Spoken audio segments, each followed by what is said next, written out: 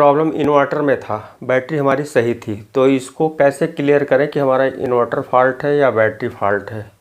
क्योंकि बहुत सारे प्रॉब्लम ऐसे देखने को मिलते हैं, जैसे कुछ कॉमन प्रॉब्लम है। अब यहाँ पर देखिए, जैसे कुछ कॉमन प्रॉब्लम है, जैसे यहाँ पे नंबर 1, जैसे कुछ भी लोड देते हैं बैटरी तुरंत लो बैटरी बता देता है।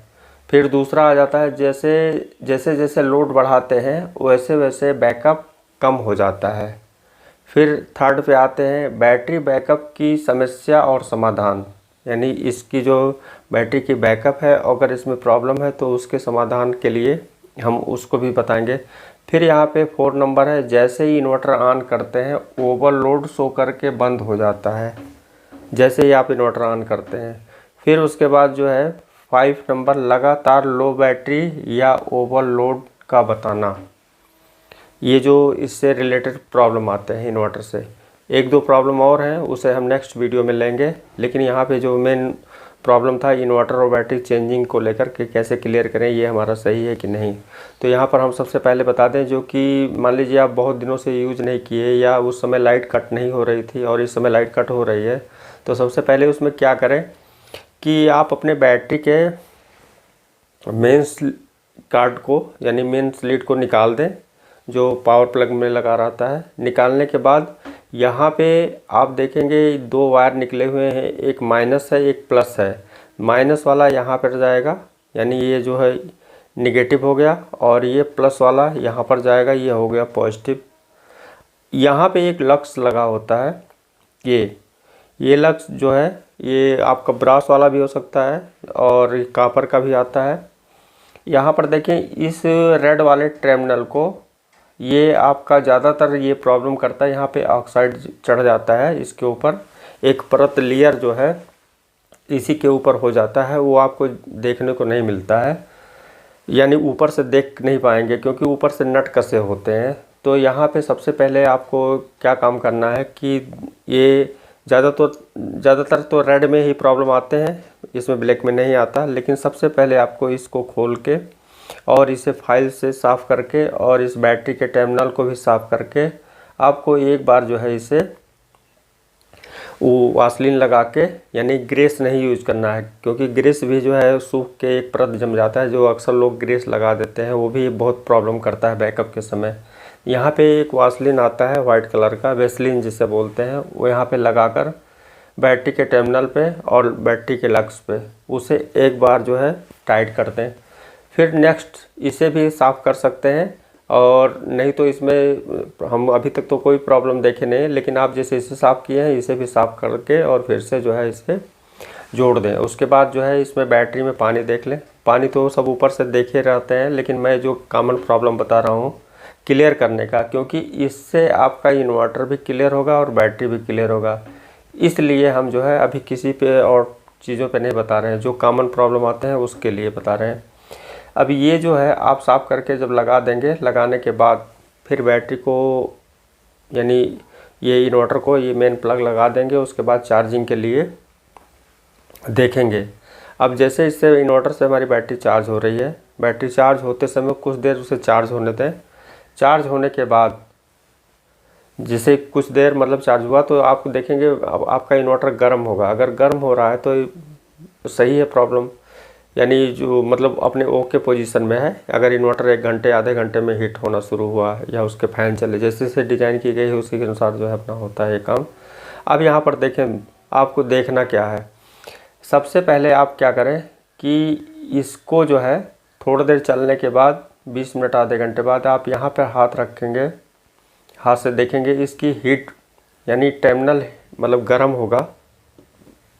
यहाँ पे ये गर्म अगर होगा, और ये देखने के लिए आपको चप्पल ज़रूर होना चाहिए, यानी प्लास्टिक का कोई चप्पल या पैर में यानी नंगे पैर इसको टच नहीं करना है।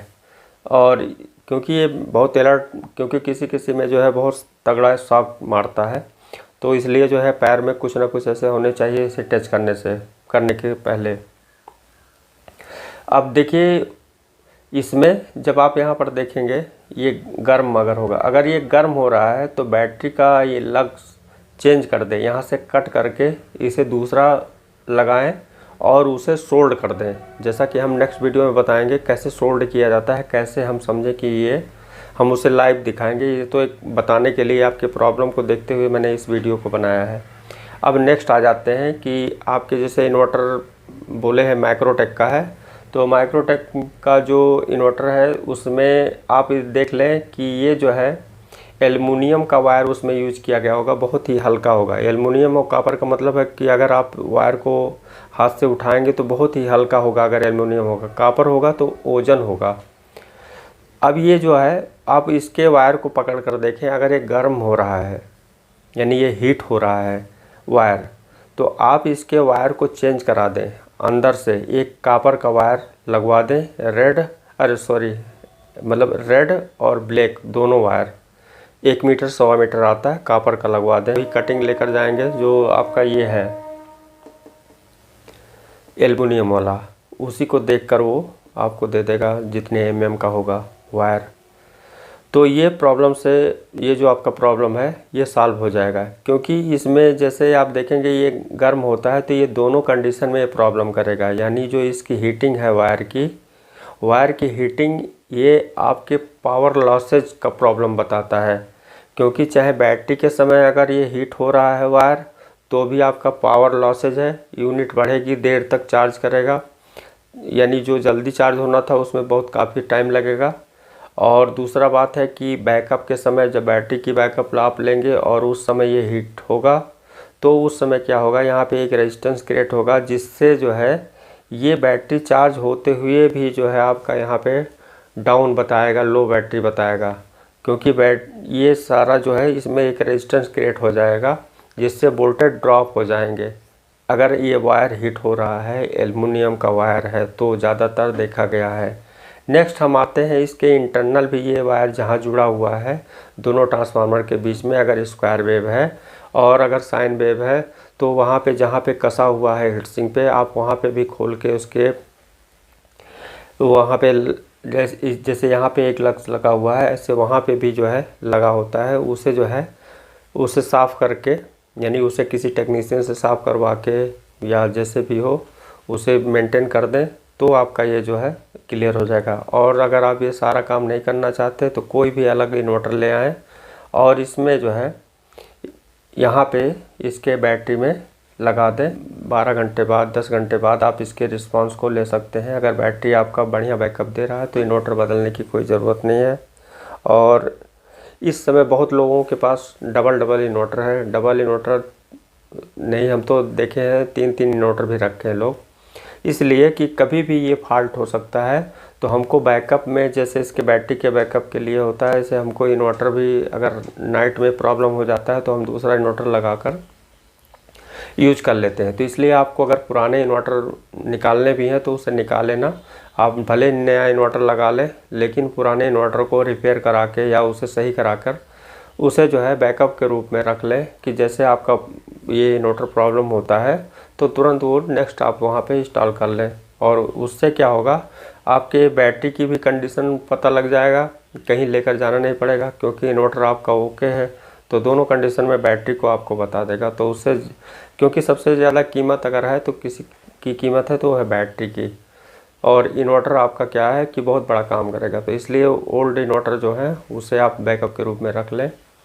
क्योंकि जैसे आप देखते हैं कि हमारे गाड़ी वाड़ी में एक स्टेपनी रखा होता है कि अगर कोई भी पंचर हो तो एक दूसरा लगा ले और कहीं हमको रुकना ना पड़े, तो ये जो है आपका बहुत हेल्प करेगा।